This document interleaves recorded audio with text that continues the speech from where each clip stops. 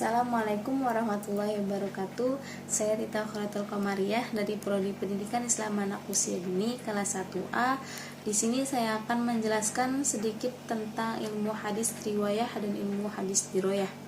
Sebelumnya, kita harus mengetahui ilmu hadis itu apa.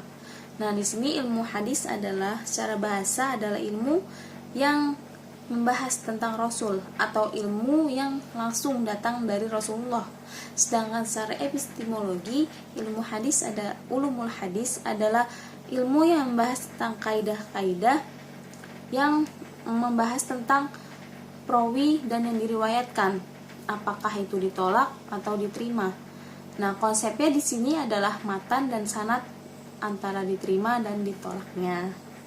Nah, dari sinilah mutaqaddimin merumuskan tentang ilmu hadis dengan ilmu pengetahuan yang membahas cara-cara periwayatan hadis sampai ke Rasulullah. Ihwal periwayatnya, tersambung dan terputus sanad dan lain sebagainya.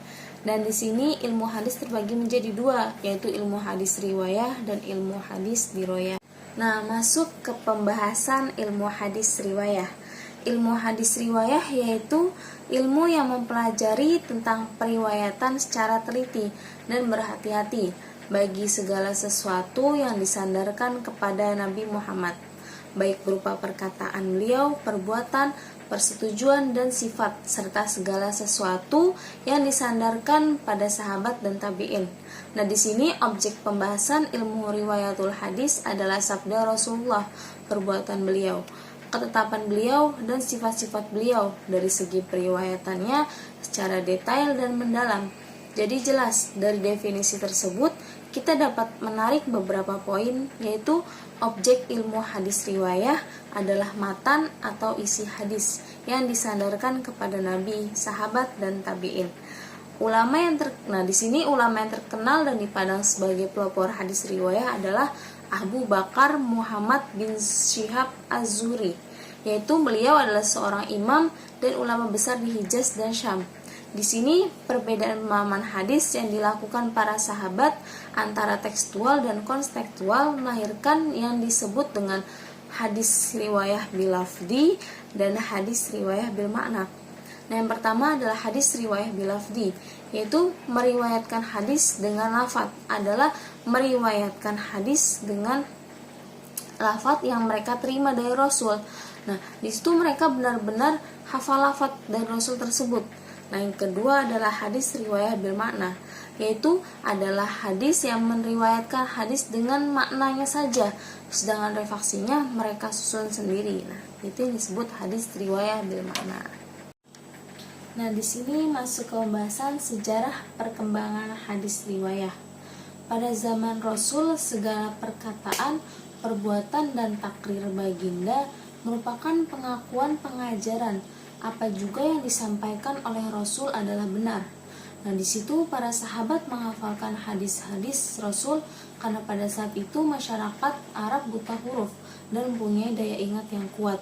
Nah, pada zaman sahabat di sini selepasnya Rasulullah wafat, kebanyakan para sahabat yang masih tidak melaksanakan penulisan dan pembukuan secara formal.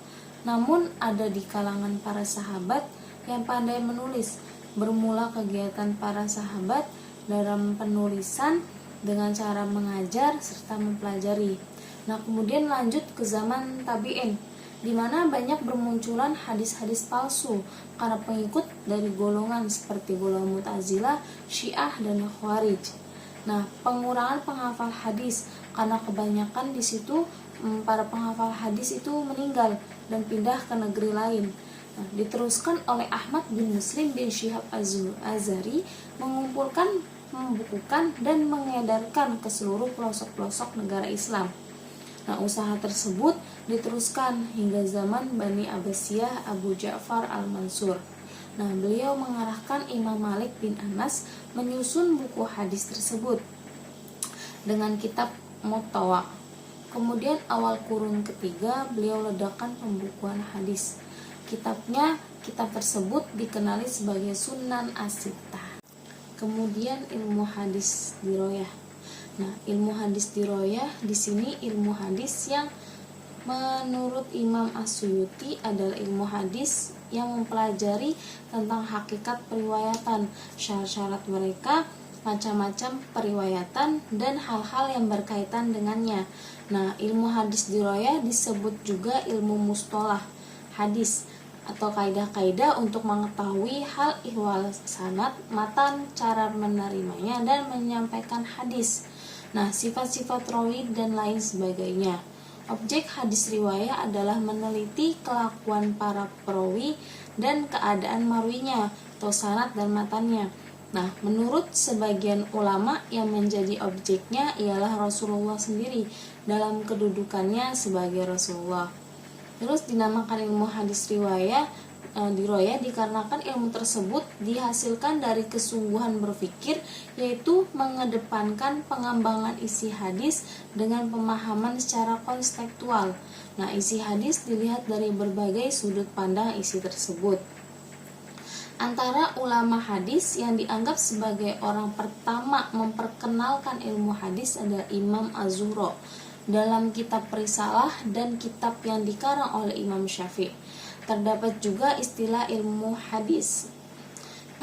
Gelombang penulisan ilmu hadis terus berkembang dari masa ke masa dan terhasillah kitab.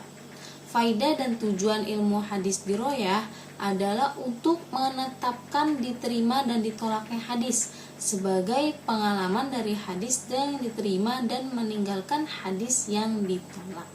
Terima kasih. Nah, sekian apa yang saya sampaikan.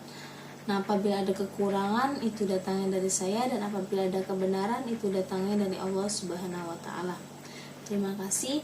Wabillahi taufiq wal hidayah wa ridho wal inayah. Wassalamualaikum warahmatullahi wabarakatuh.